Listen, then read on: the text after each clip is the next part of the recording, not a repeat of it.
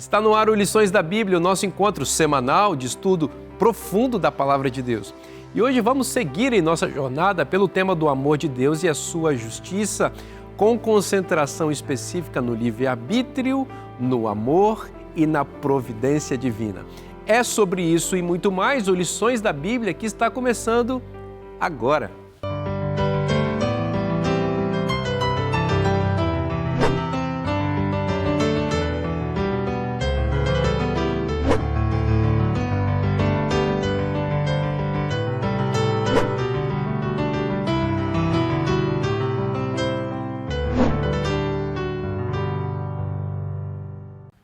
Eu já estou aqui na boa companhia dos meus queridos amigos, companheiros de jornada, estudando com você o tema do amor de Deus e a sua justiça.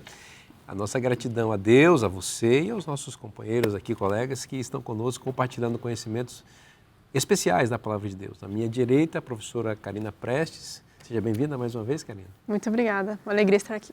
Alegria nossa receber você e também seu esposo, pastor Flávio Prestes, também professor de teologia no NASP, os dois. Bom receber você mais uma vez, Flávio. Obrigado, uma alegria estar aqui. Bem-vindo, meu amigo. E também o pastor Emilson dos Reis, uma grande honra e alegria receber o senhor mais uma vez. Saudações a todos, Amém. Os daqui e os de casa também. É isso aí. Professora Karina, faz uma oração para a gente começar, por favor. Com certeza, oremos. Querido Deus, muito obrigada por mais essa semana que nós podemos estudar a sua palavra, estudarmos um pouco mais sobre o seu amor, sobre a sua providência e livre-arbítrio. Esteja conosco agora nesse estudo, que o Espírito Santo nos guie, nos abra os olhos e impressione o coração, Senhor, e que isso possa fazer diferença nas nossas vidas e nas demais pessoas que estarão assistindo também. Em nome de Jesus. Amém. Amém. 3 palavras compõem o título da lição dessa semana e a tema do nosso programa. Livre-arbítrio, a gente já está bem habituado com esse conceito, que é a liberdade de escolhas, né? Amor. E a terceira é providência, providência divina. A gente sabe que Deus é provedor, Deus proverá, nós gostamos desse conceito, ele é muito bom. Mas eu gostaria, Flávio, de entender um pouco mais esse conceito do ponto de vista mais teológico e um conceito mais genérico e técnico que aparece, às vezes, em algumas literaturas, para a gente entender bem o que significa providência nesse contexto aqui. Certo. Então, a providência se refere à atuação de Deus no mundo. Então, diferente de algumas filosofias antigas, né, que pensavam que Deus é impassível, que Ele não se importa com a humanidade, ou que Ele não interage conosco, a Bíblia mostra um Deus que interage, Ele é interativo. E ele interage para o nosso bem, né? Então, essa interação divina, ela acontece, né? A Bíblia descreve isso acontecendo. E temos textos bonitos sobre essa providência divina, né? Veja só, por exemplo, esse texto maravilhoso de Romanos 8, 28, um texto bem conhecido, que fala, né? Sabemos que todas as coisas concorrem para o bem daqueles que amam a Deus. Por que concorrem para o bem daqueles que amam a Deus? Porque Deus age também, né? Deus vai agindo para nos beneficiar. Então ele tem uma interação com o mundo e essa interação divina com o mundo é a providência dele. Agora, dito isto, que Deus interage com o mundo e ele interfere nas coisas, isso é diferente de, por exemplo, um outro conceito teológico, que é o conceito de determinismo, que é aquele conceito de que Deus decide tudo e ele faz tudo. Tudo que acontece é porque Deus quis. Esse é um conceito extra-bíblico, ele não faz parte do mundo bíblico, né? Mas foi importado por várias tradições teológicas para a Bíblia, né? E daí cria um pouco de confusão. Então eu creio que nessa semana vamos conversar um pouco sobre isso, tentar entender, né, o que Deus faz, o que Ele não faz e assim por diante, né? Exatamente. Esse conceito, de alguma maneira, ele se relaciona com o conceito, Karina, de soberania divina, né? Deus é soberano no sentido de que Ele reina sobre todas as coisas, sobre o universo, e que sua vontade ela deve ser seguida e respeitada. Na própria oração do Pai Nosso, nós temos uma referência à soberania divina e um desejo expresso na oração de que a vontade divina seja realizada na terra como ela é realizada no céu. O que pressupõe que na terra, embora Deus seja soberano, a sua vontade em muitos contextos não é obedecida. Porém, como o pastor Flávio mencionou, esse conceito de Deus, do ser de Deus, da mente de Deus, ele é entendido de formas diferentes dependendo das tradições cristãs. E há uma tradição cristã que ensina que Deus predetermina as coisas, né? Define tudo especificamente, decide tudo sozinho e que suas criaturas apenas reproduzem exatamente aquilo que ele determinou. É estranho esse conceito, né? É muito estranho esse conceito de você achar que tudo é da vontade de Deus, né? Algumas semanas atrás, o pastor Emilson já mencionou isso, né? Será que Deus quer a morte? Não. E a lição traz uma história que ilustra muito bem isso. História de um professor que estava ensinando esse conceito para os seus alunos de que tudo acontece da vontade de Deus. Daí um aluninho levantou a mão assim, então por que Deus deixou meu cachorro morrer? O professor pensou um pouco, como que vai responder? Ele disse assim, não, é que Deus deixou seu cachorro morrer para preparar você para uma coisa mais para frente, você está preparado, por exemplo, quando sua avó morrer. Então quer dizer que Deus deixou meu cachorro morrer para preparar para a morte da minha avó? Então não faz sentido isso dentro do contexto que Deus é amor.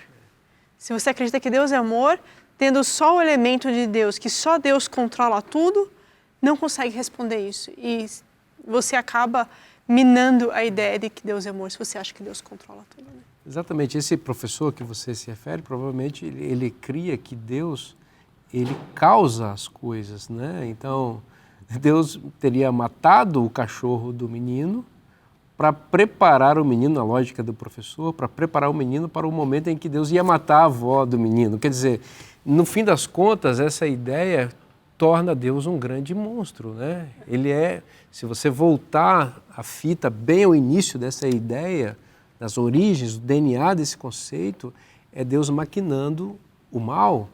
Então parece que o garotinho realmente desarticulou a ideia de pensamento do professor, que tentou dar uma resposta tentando fugir do problema, que acabou criando um problema maior. Soberania divina, pastor Emilson, como a gente entender esse conceito biblicamente, associando com as ideias de que nós temos também livre-arbítrio e que a providência dele age na nossa vida? Alguns dizem que Deus é soberano e, portanto, ele faz o que ele quer e pronto, porque tem todo o poder e capacidade para fazer. Então, nós cremos, de acordo com a Bíblia, que Deus de fato é soberano. Só que a própria Bíblia está contando para nós como ele escolheu usar a sua soberania. E ele escolheu nos dar liberdade para fazermos opções, escolhas em nossa vida, durante toda a vida. E também escolheu que nós vamos receber o resultado daquilo que nós estamos plantando, semeando. Então é assim que ele usa a soberania dele. E é assim que está na palavra de Deus, né? E quando a gente olha para a Bíblia, a gente vê algumas coisas interessantes e às vezes a nossa compreensão destoa um pouco. Muita gente acha que Deus escolhe o cônjuge. Para cada panela tem uma tampa. Que Deus escolhe exatamente o nosso trabalho. Não é? Mas parece que não é assim. Deus nos dá mais liberdade do que nós pensamos. Eu diria que Deus tem para nós uma faixa de atuação. Tem uma porção de possibilidades. Para cá está errado. Para cá está errado, mas aqui você tem uma faixa, você pode fazer as suas opções aqui. Então isso vale para o casamento também. É claro que Deus sabe com quem cada um vai se casar, mas entre saber e determinar que vai ser assim é diferente. Deus sabe onde cada um vai trabalhar, mas é Ele que determinou que seja assim. Nós temos opções.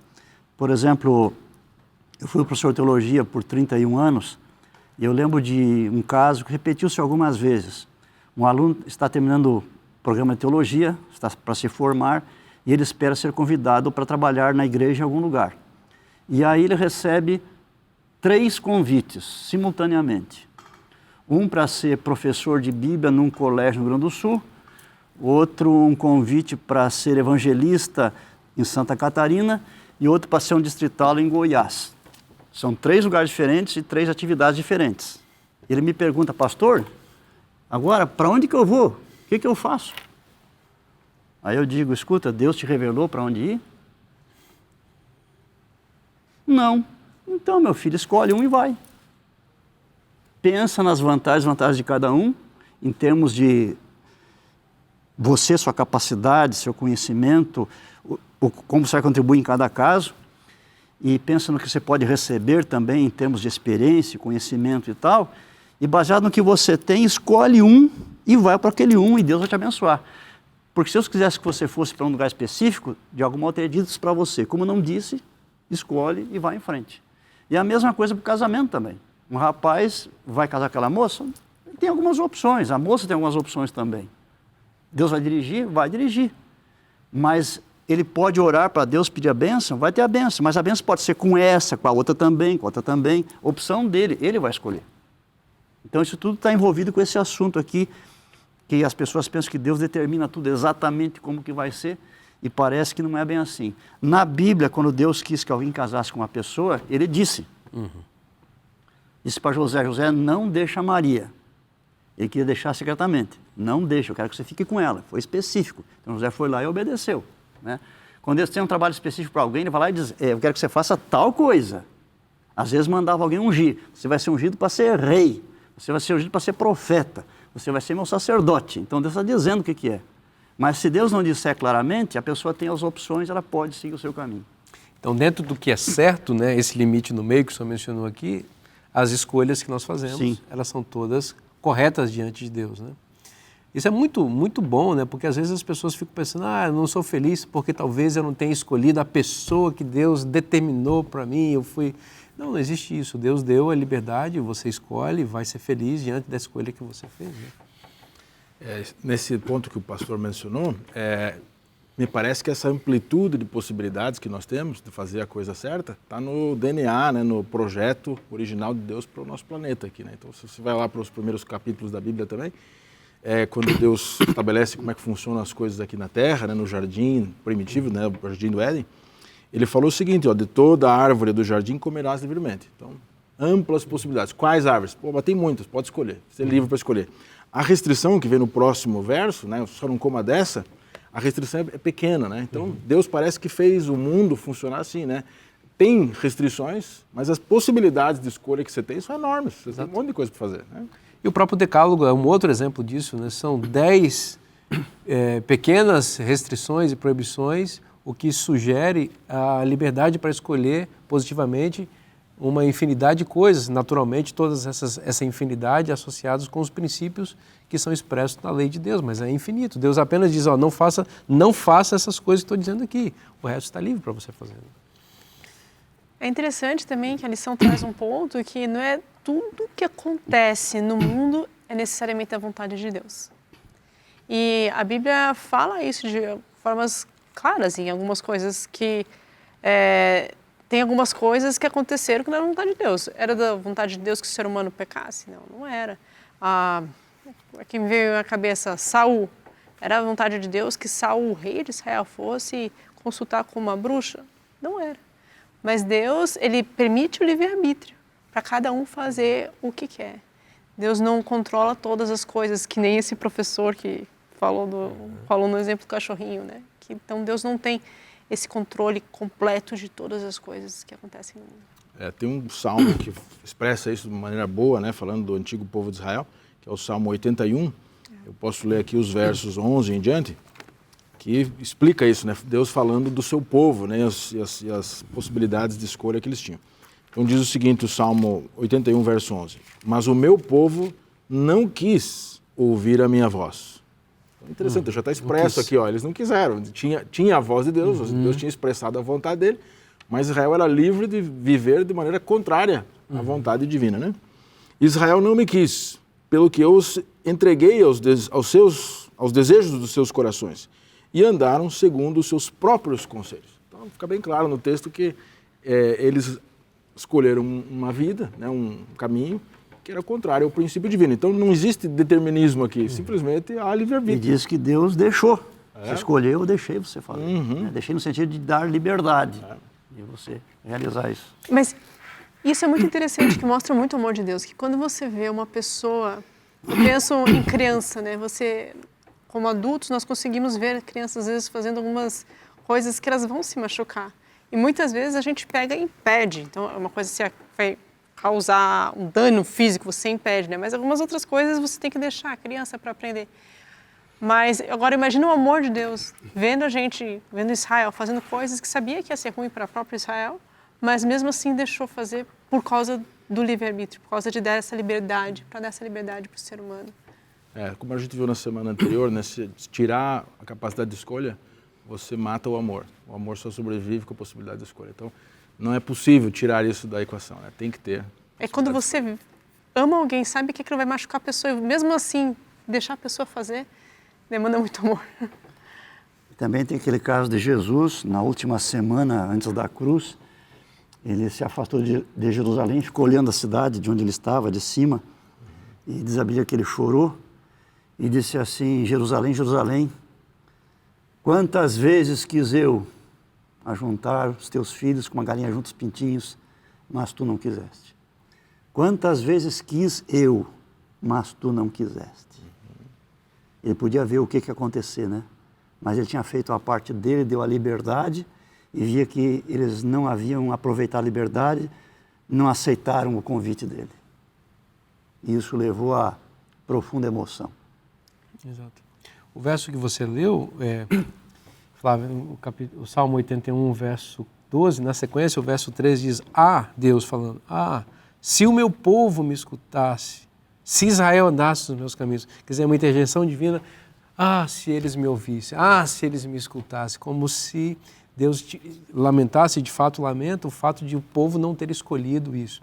E isso é muito interessante porque essa é uma citação de Deuteronômio 18 em que Deus diz a mesma coisa, ao se lembrar do episódio da dádiva da lei no Monte Sinai. E ali foi feita a aliança, e no preâmbulo da aliança que Deus com o seu povo, Êxodo 19, verso 4, tem uma condicional muito clara. Se vocês diligentemente ouvirem a minha voz, vocês serão meu povo, um reino de sacerdotes, vocês serão meu povo e eu serei o seu Deus. Mas olha a ideia, se vocês ouvirem a minha voz.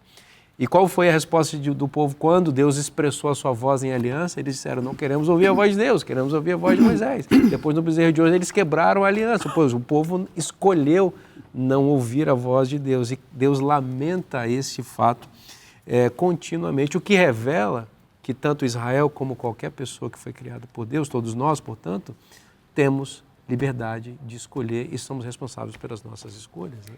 Interessante que o pastor Emilson mencionou Jesus, e se você continuar indo, Jesus ele pega, quando ele está se aproximando de Jerusalém, ele chora. Né? E por que Jesus chora? Ellen White fala claramente que é porque em sua divindade ele viu que muitas das pessoas que estavam ali, elas iam sofrer e morrer no cerco de Jerusalém, que foi um negócio horrível. A Flávio Josefo, o historiador do primeiro século, descreve atrocidades tremendas, passaram muita fome e tudo isso. Então, agora, Jesus, a vontade dele não foi feita, ele sabia que a vontade dele não era feita, mas mesmo assim ele permitiu, e foi essa a ocasião a qual o fez chorar. Exatamente, ele chora por causa das escolhas equivocadas e as consequências, naturalmente, que as pessoas colheriam em função dessas escolhas, né? A gente está conversando sobre esse tema tão importante, que impacta tão diretamente a nossa vida. Eu convido você a continuar conosco. A gente vai fazer agora apenas um breve intervalo, portanto, não saia daí. O programa Lições da Bíblia volta já já.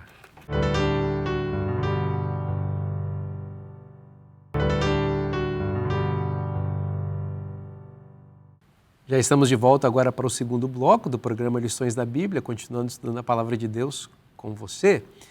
E eu tenho um oferecimento especial a lhe fazer em nome de Anjos da Esperança. E que oferecimento é esse? A edição especial da revista Esperança. Olha que bonita essa revista, na mira da verdade, e a Bíblia no centro, porque a Palavra de Deus tem que estar no centro e é ela que responde todas as nossas dúvidas. Você sabe que existe um programa muito especial da Novo Tempo, o programa Na Mira da Verdade, apresentado pelo professor Leandro Quadros, e ele é o autor dessa revista, para ajudar você também a compreender temas importantes. E aqui você vai estar na mira da verdade, com as respostas muito precisas e bíblicas do professor Leandro Quadros para perguntas muito importantes que as pessoas fazem em relação à Palavra de Deus. Por exemplo, o dom de línguas vem de Deus? Olha só, quero chamar você para pensar sobre isso, hein? Esse é um tema muito importante no mundo cristão, especialmente evangélico, pentecostal, em que há manifestação de línguas aí. Essas línguas, elas são de Deus, elas são bíblicas ou não? Você nunca teve essa dúvida? Eu acho que você deveria se aprofundar nesse assunto, e a Bíblia tem respostas poderosas para esta pergunta e outras mais. Aqui também o professor Leandro Quadros enfrenta a pergunta em relação ao estado do ser humano na morte. Você já parou para pensar como que as pessoas ficam depois que morrem? Elas têm consciência? Elas estão em algum outro lugar, no céu, na terra, no inferno, no purgatório? Elas estão reencarnando em outros corpos? O que é que a Bíblia tem a dizer sobre esse assunto? Ele é muito importante, tem impacto diretamente na sua vida espiritual. E esta pergunta, entre outras, é respondida nesta revista. Outra coisa, sobre a volta de Jesus. Como é que vai ser esse evento? Todo mundo vai ver? Ou vai ser um grupo específico apenas que vai ser beneficiado? Haverá um arrebatamento secreto, ou seja, as pessoas vão ser tiradas da terra, vão desaparecer e vão aparecer no céu, enquanto vai continuar a vida rolando aqui na terra? Isso é uma pergunta importante, porque existem respostas diversas sobre esse ponto no mundo cristão, e nós precisamos saber exatamente o que a Bíblia tem a dizer, e você vai estar na mira da verdade nessa revista. Então, você já está consciente que precisa desse material, né? Sabe que é muito importante para a sua vida, então faz o seguinte: não perca tempo. Agora você pega o seu celular e manda uma mensagem para o número que está aparecendo aí na sua tela. 0 operadora 12 98244 4449. Você vai preencher um rápido cadastro e nós vamos enviar sem custo nenhum para você essa revista que vai apresentar a palavra de Deus dentro da sua casa. Se você quiser fazer todo esse processo que estou dizendo bem rápido no próprio WhatsApp, sinaliza lá, olha, quero ser atendido por aqui, nesse número que eu acabei de mencionar, que está na sua tela, e você vai receber essa revista. Deus abençoe você, espero que você faça isso para que haja verdade ainda mais na sua vida e na sua família. Vamos continuar estudando, portanto, a palavra de Deus, a Bíblia, aqui com você, e a gente está estudando nessa semana a questão do livre-arbítrio, da providência divina e como Deus é soberano. Pastor Emilson, Deus é poderoso, soberano, e as Escrituras deixam isso muito claro, né? E Deus, ele tem um poder, né? E esse poder, como ele se manifesta? Quando a gente lê a Bíblia, nós encontramos algumas contradições. Vão me dizer, opa, contradição na Bíblia? Não tem. Eu diria, então, você não está lendo a sua Bíblia, porque há muitas contradições, só que elas são aparentes. E até aconselho que quando alguém encontra contradição na Bíblia, não desespere, não perca a fé. Pense assim, nesse momento me parece contraditório porque me falta alguma informação. Quando você tiver a informação necessária, você vai ver que há perfeita concordância. E aqui nós temos uma. Por um lado, há textos que dizem que Deus é todo-poderoso e outros que dizem que Deus não pode fazer certas coisas. Ora, se é todo-poderoso, como é que não pode fazer alguma coisa? Não tem nexo isso aí, parece contraditório. Acontece que a expressão poder, ela tem dois significados. Pode significar capacidade de fazer e também pode significar permissão para fazer. Então, no caso de Deus, ele tem capacidade de fazer qualquer coisa, ele pode fazer qualquer coisa que ele queira fazer, não há limites. Não há ninguém igual a ele ou superior a ele que possa limitá-lo. O que ele quiser fazer, ele pode fazer, então tem capacidade. Mas ele não tem permissão para fazer algumas coisas. Como é isso? Ninguém está impedido, muito menos Satanás, nenhuma pessoa, ninguém pode impedi-lo. Mas ele se autolimita. Porque algumas coisas que ele tem capacidade de fazer não combinam com o seu caráter. Então ele nunca fez e nunca vai fazer, por causa da limitação que ele próprio se impôs. Isso é comum para nós também. Às vezes nós podemos fazer certas coisas, ir a certos lugares, comprar certas coisas, usar certas coisas, temos recursos para fazer isso, disposição, tempo e tal, mas não combina com a gente. E a gente se policia e diz, não, eu não vou fazer isso, eu não quero fazer isso. A gente mesmo se limita. Então Deus faz assim também. Por isso que a Bíblia diz assim, que apesar de ser todo-poderoso, ele não pode mentir, ele não pode ser infiel, porque isso seria contra o seu caráter. Então Deus se limita, certo? E aí vem essa ideia da concordância que há entre ser todo-poderoso e mesmo assim não poder fazer certas coisas. Muito, muito bom isso, porque isso está dentro da própria soberania divina que se autolimita, ele mesmo se limita, né? né, que se ele quisesse fazer, ele faria, porque ele tem poder para fazer, mas essas coisas ilícitas, por exemplo, seriam contrárias à sua própria natureza. Excelente isso, né? Professora Karina, Deus Todo-Poderoso é uma imagem bíblica, né? Essa é uma expressão bíblica e é um conceito bíblico, mas é um conceito também que está fora da Bíblia, e fora da Bíblia nem sempre esse sentido ele é exatamente aquilo que a Bíblia diz, né? É interessante que se você for analisar na história e mais precisamente nas igrejas, como que Deus ele é representado nas igrejas, primeiro que quando Constantino se converte, permite, né, no Edito de Milão, o cristianismo a funcionar como a religião oficial do Império, no ano 313, aí agora começam a ser construídas igrejas e a grande parte da aristocracia romana agora se converte ao cristianismo. Então eles vêm com essa ideia de Deus como rei, como um rei terreno, né? E daí também agora eles começam a retratar, depois disso, Deus como todo-poderoso, Pantocrator. Então é muito comum você ver nos ápices, aquela parte mais de trás, atrás do altar das igrejas, que normalmente é uma cúpula, Deus como todo-poderoso. Porque agora essa influência política dentro da igreja fez com que houvesse uma certa distorção do caráter de Deus. Deus é todo-poderoso, mas não conseguem entender também, eles não retratam esses limites autoimpostos de Deus para o bem final, né? Que ele se autoimpõe para não distorcer, não quebrar o seu caráter, não ir contra o seu caráter, né? Então, tem essa distorção. Isso é muito curioso, que talvez esse conceito de todo-poderoso que foi importado para dentro do cristianismo tenha vindo das maneiras, da forma como os ditadores ou os grandes líderes lidavam com o poder, né? Os imperadores, Os imperadores, que não impunham limites nenhum para si, embora houvesse o sistema governamental, o Senado, enfim, alguma tentativa de democracia, mas o fato é que a história mostra que no Império Romano os imperadores eles eram autocratas, eles eram todo poderosos no sentido negativo, faziam o que... Nero talvez seja um dos exemplos mais graves disso, né? Fez o que fez e fazia com a própria vontade. E esses que eram os que faziam o que queriam são considerados mal governantes. E os que eram considerados bons governantes, eles eram conhecidos por terem uma vida de autolimite, domínio próprio. Domínio próprio. Eles eram conhecidos. Então, por exemplo, Otaviano, ele é conhecido porque ele poderia ter as roupas mais caras que houvesse no Império, ele poderia comprar e ter. Mas diz que no dia a dia quem fazia as roupas dele era a esposa dele, a filha dele. Faziam as túnicas para ele.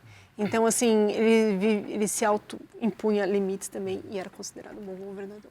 Muito interessante esse conceito, que se aproxima um pouco mais do conceito divino, pelo menos aquele que a gente quer expressar ou revelar aqui, que é a ideia de um Deus todo-poderoso, pode todas as coisas, mas que impõe autolimites, exatamente porque os limites que ele impõe são associados com sua própria natureza e caráter, né? O que temos mais aí, meus amigos? É interessante que então a gente está falando que afirmamos que Deus é todo-poderoso, mas explicamos que Deus se impõe limitações, né? Como a gente falou da própria natureza divina, né? Ele não pode mentir, etc. Mas além da própria natureza divina limitar a sua atuação, ele também é limitado voluntariamente por suas promessas. Deus faz certas promessas e essas se tornam limitantes porque Deus não descumpre os seus acordos, né? Então, uma vez que ele dá a palavra dele, ele está limitado por aquele acordo. Então, as promessas de Deus limitam o seu poder absoluto, né?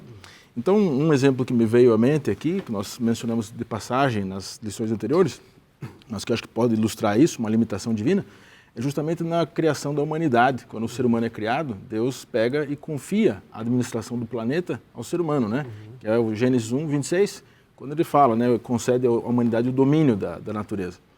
É interessante que se a gente vai continuando a ler ali, o ser humano faz mau uso desse domínio, faz mau uso dessa administração.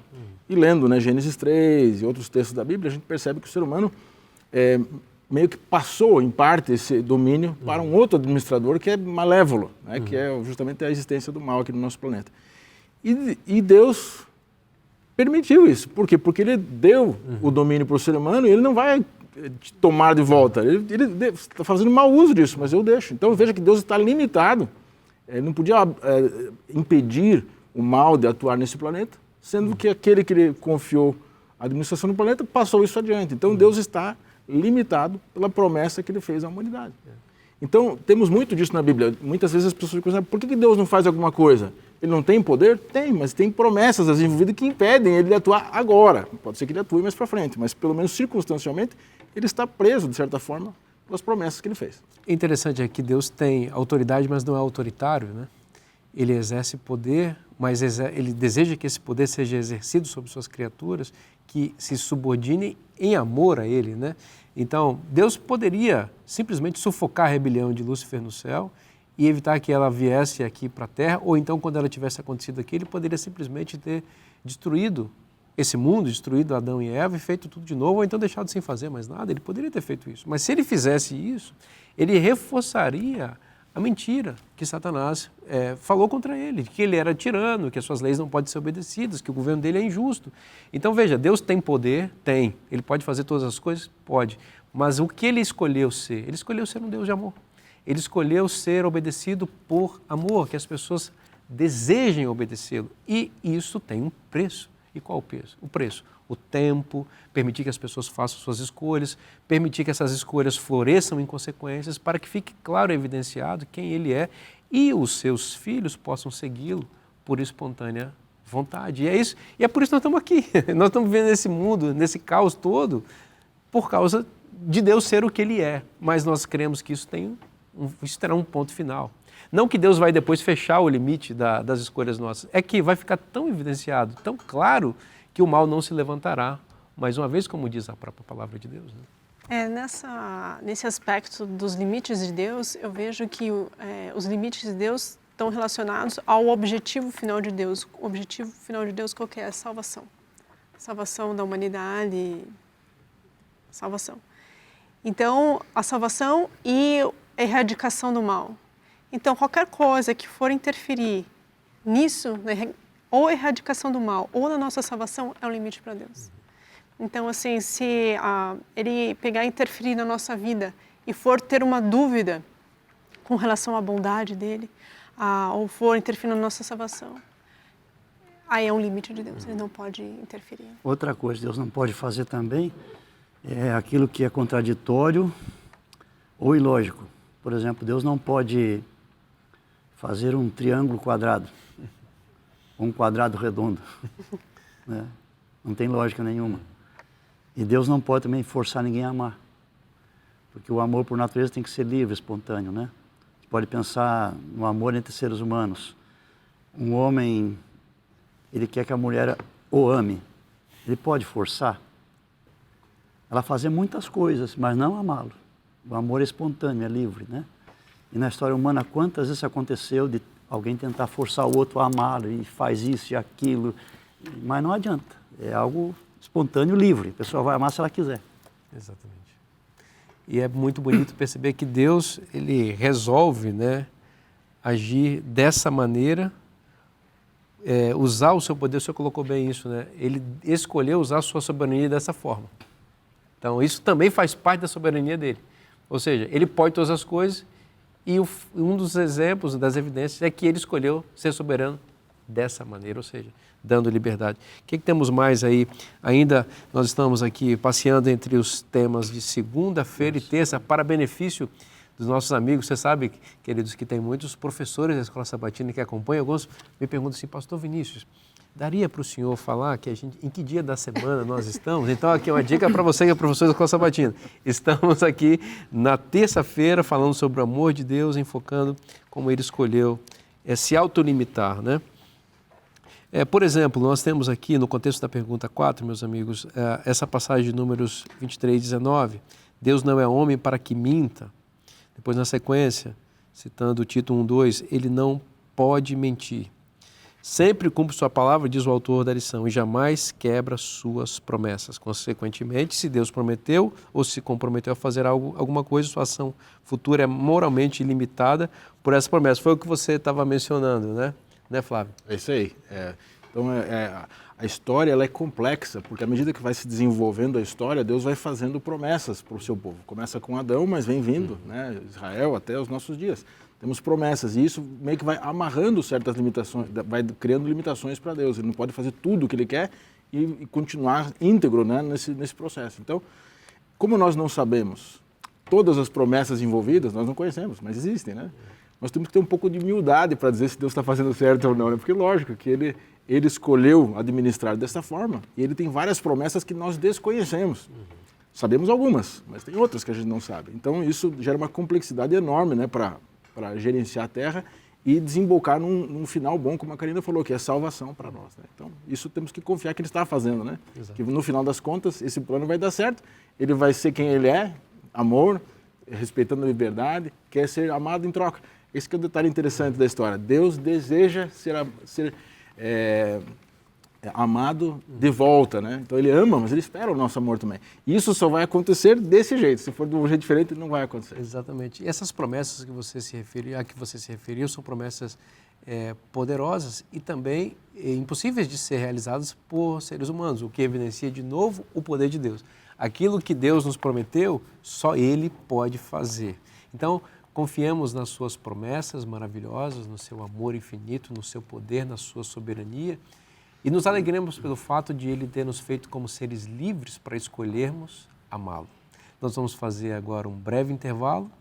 Eu peço que você escolha permanecer conosco. O programa volta já já.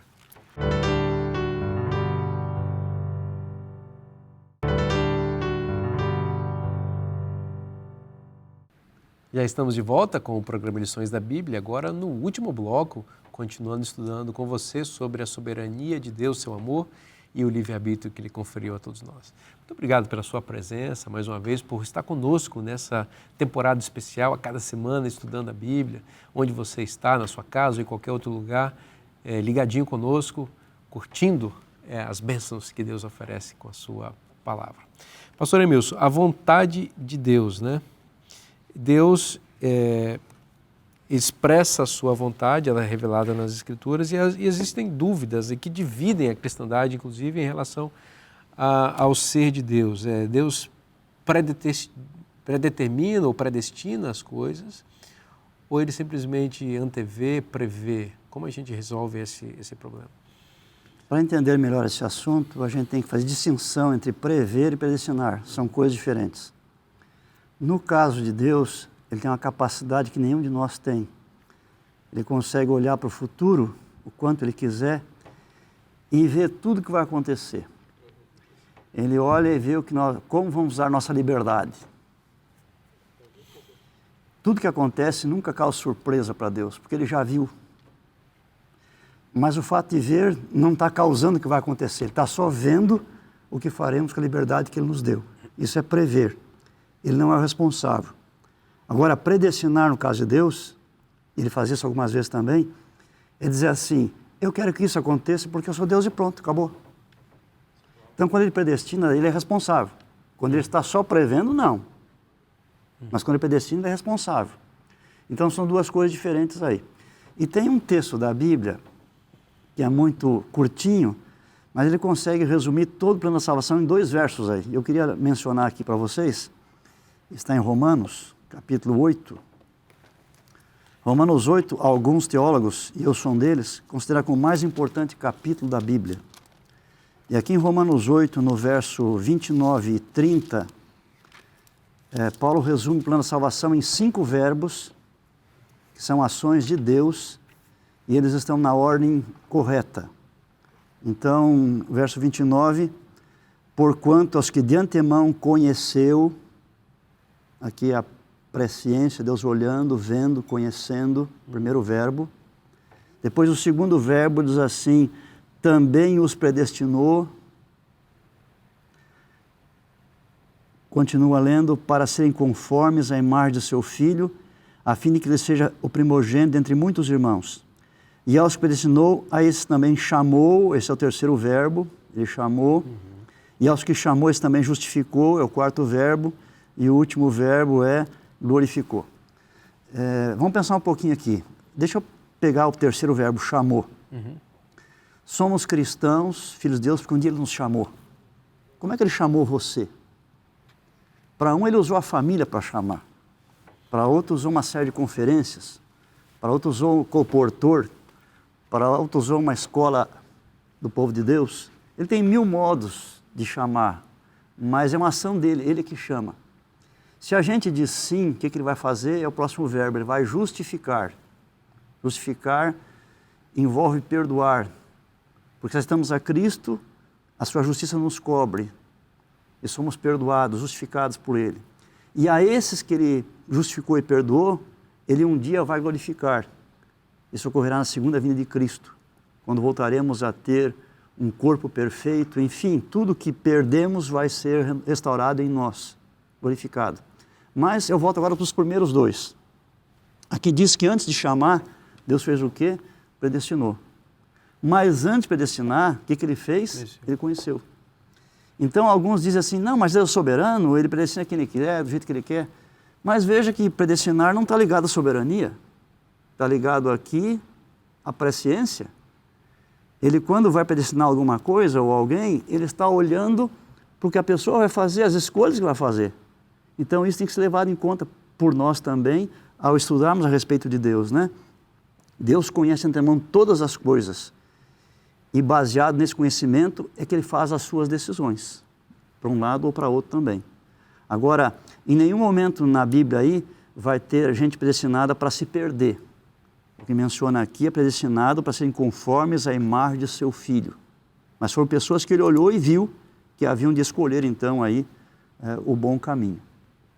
Então, aqui no verso 29, o senhor está dizendo que o verbo conheceu se associa com o conceito de presciência divina. Exatamente. Então, isso significa que Deus, num ponto da história, Ele olha para o futuro, por exemplo, da minha vida, e Ele sabe as escolhas que eu vou fazer, e Ele sabe que eu vou escolher segui-lo para sempre. Sim.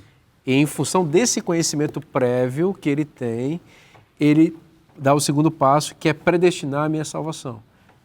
Respeitando as escolhas que eu faço na minha vida, as quais Ele já conhece antecipadamente. Exatamente.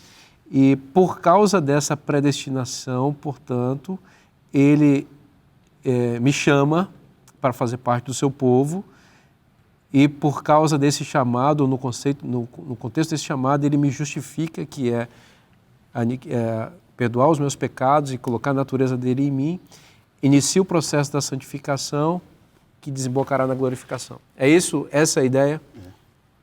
E é interessante também que Deus, Ele quando olha para o futuro, Ele vê os mínimos detalhes, né? Coisas assim tão pequenininhas. A gente podia dar um monte de exemplos na Bíblia, mas eu vou dar um exemplo aqui, que é o Salmo 22, que é conhecido como um salmo messiânico. Nesse salmo aqui, ele foi escrito 1000 anos antes de Cristo viver aqui entre os homens. Então, no Salmo 22, nós temos vários versículos que se cumpriram depois na vida de Jesus. E olha que interessante alguns detalhes. O primeiro verso já se cumpriu na cruz, né? Deus meu, por que me desamparaste? Verso 7, todos que me veem zombam de mim, afrouxam os lábios e meneiam a cabeça. Os evangelhos contam que essa foi a reação diante da crucifixão de Jesus. Quando vem no verso 16, cães me cercam, uma súcia de malfeitores me rodeia, traspassaram minhas mãos e os pés. Qual é o tipo de morte que traspassa mão e pé? Cruz. Crucifixão. E agora no verso 18, reparte entre si as minhas vestes, sobre a minha túnica deitam sortes. Olha, que detalhezinho. O que isso tem a ver com a minha salvação? Nada. Porque eu posso ser salvo, e você também, sem que isso aqui aconteça. Isso aqui não tem a ver com o plano da salvação. Mas está aqui para mostrar para nós o quanto Deus vê o futuro, que detalhezinhos. Olha aqui, ó, a vestimenta de Jesus vai ser repartida pelos soldados, mas a túnica não, ela vai ser sorteada. E 1000 anos depois, no Evangelho, está exatamente desse jeito. Então, isso está para a gente confiar na capacidade que Deus tem de olhar para o futuro e ver. Então, Deus olhou para o futuro e viu o que fariam com sua liberdade. O que o Judas ia fazer. Tem uma profecia sobre Judas também no Salmo, né? que ia trair Jesus, está lá no Salmo lá. Mas então, Deus predestinou? Não, ele olhou e viu o que Judas ia fazer. E está colocando ali, porque ele viu aquela escolha lá. O Judas, o Anás, o Caifás, os soldados romanos, todos que foram contra Jesus, Deus olhou e viu o que iam fazer com sua liberdade. E colocou para nós aqui saber que Deus pode ver o futuro nos mínimos detalhes. E nós nunca podemos causar surpresa para Deus, porque quando Ele está vendo o que nós vamos escolher. E isso, se você depois for mudar, Ele também está vendo que mudou. Nunca surpreendemos a Deus, Ele sabe tudo. Excelente. Bom, pastor Flávio, isso traz a gente também para a ideia de que Deus tem uma vontade ideal, ou seja, aquilo que Ele gostaria que acontecesse na vida de cada pessoa, de cada povo, enfim, de cada nação, mas também existe a vontade remedial, ou seja, a vontade que Ele utiliza como um plano B, vamos chamar assim, em função do respeito que Ele tem às escolhas que as pessoas fazem, né? Perfeito, é isso mesmo. Nós temos muitos exemplos disso na Bíblia, né? De que um plano A, digamos, não é respeitado, mas Deus, na sua misericórdia, tem um plano B. Não sei, às vezes vai longe os planos, né? Mas são planos remediais, para tentar nos ajudar no contexto de falhas, de erros, de pecado que nós nos encontramos. Então, tem muitos exemplos, né? Eu acho que, pensando no início da história bíblica, eu gosto de voltar lá em Gênesis, né? Mas o plano de Deus é que os nossos primeiros pais fossem fiéis. Esse é o plano ideal de Deus. E nós sabemos, né, em Gênesis 3, que eles não foram fiéis a Deus. Mas Deus tem outras possibilidades. Ok, então não deu certo isso, mas veja, então vamos continuar caminhando por aqui então. Então tem um plano B para ajudar eles a seguirem a viagem, né? E assim vai. Eu penso em outros exemplos bíblicos também. O próprio povo de Israel, quando estava no Egito, Deus queria tirá-los de lá. E tirou, né? Saíram do Egito e queria levá-los para a terra prometida, a terra de Israel. E o plano de Deus é que eles fossem em pouco tempo para lá, exatamente. Mas nós sabemos que eles demoraram 40 anos. Então, não foi o que Deus queria. Isso não era o plano ideal, demorar 40 anos. Mas Deus acomodou a situação num plano alternativo para que eles pudessem ter sucesso, embora ainda não era o que Deus desejava, né? E assim nós temos muitos e muitos exemplos. Eu posso citar um terceiro aqui que eu gosto também de pensar, é que o povo antigo de Israel deveria ser a luz do mundo, né? O povo de Israel deveria ter sido a luz do mundo. E esse era o plano ideal de Deus. Mas, infelizmente, falharam nisso, né? Então, o que acontece? Deus permitiu que os seus inimigos os dominassem e o povo de Israel foi disperso em várias nações do mundo, né? Mas, desta forma, que não é ideal, o que nós vemos na Bíblia é que várias pessoas que eram fiéis a Deus acabam sendo deslocadas para vários lugares. E esses fiéis lá no meio dos pagãos testemunharam de maneira bem sucedida a respeito de Deus. Um exemplo clássico é o exemplo de Daniel. Daniel foi pego lá em Israel, né, cativo, foi levado para a Babilônia e ele pôde ser muito bem sucedido lá, inclusive o próprio rei, ele testemunhou para o rei e o rei se converteu ao Deus verdadeiro. Então, não é o plano ideal de Deus que Daniel fosse levado preso, sem dúvida, mas faz parte, acho que, do plano remedial dele. E isso eu acredito que esses exemplos reiterados na Bíblia mostram a misericórdia e a paciência, a longanimidade de Deus conosco. E Deus também tem planos remediais para nós, né? Então isso é o que nos dá esperança, né? Através da providência dele, né? Ele não força ninguém a nada, mas quando o ser humano, no seu livre-arbítrio, faz alguma coisa ruim, Deus, através da sua providência, consegue transformar, que é o plano remedial, uma coisa ruim numa coisa boa, né? Sabe que esse conceito da vontade de Deus, ideal e remedial, chama também a questão da oração intercessória, de alguma medida. Não sei se vocês gostariam de contribuir em relação a esse ponto, aqui, entre parênteses pelo menos, porque é curioso você pensar que a gente precisa apresentar, pastor Emilson, para Deus algumas necessidades de outras pessoas, por exemplo, como se estivesse lembrando a Deus de que alguém precisa de algo, né?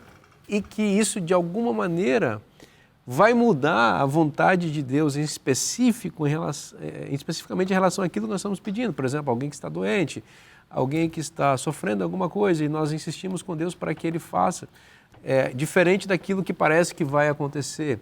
O que vocês têm a dizer sobre isso, começando com o pastor Emilson?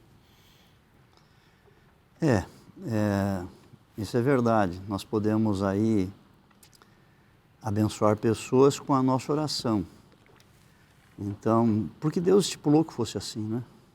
Então, quando nós oramos, como disse a escritora Ellen White, A oração, ela pode mover o braço de Deus.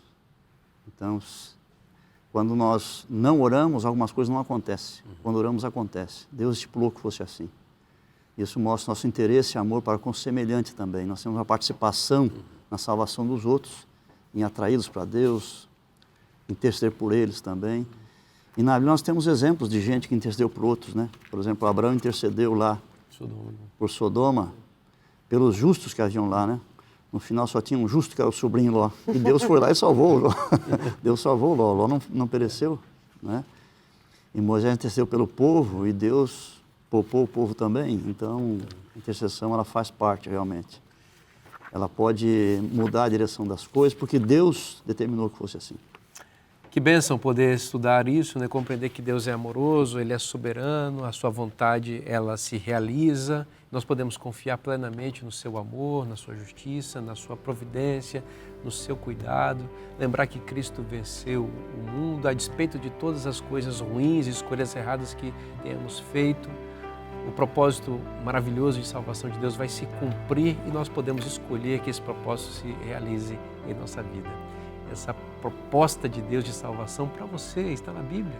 E se está na Bíblia, é bom para você.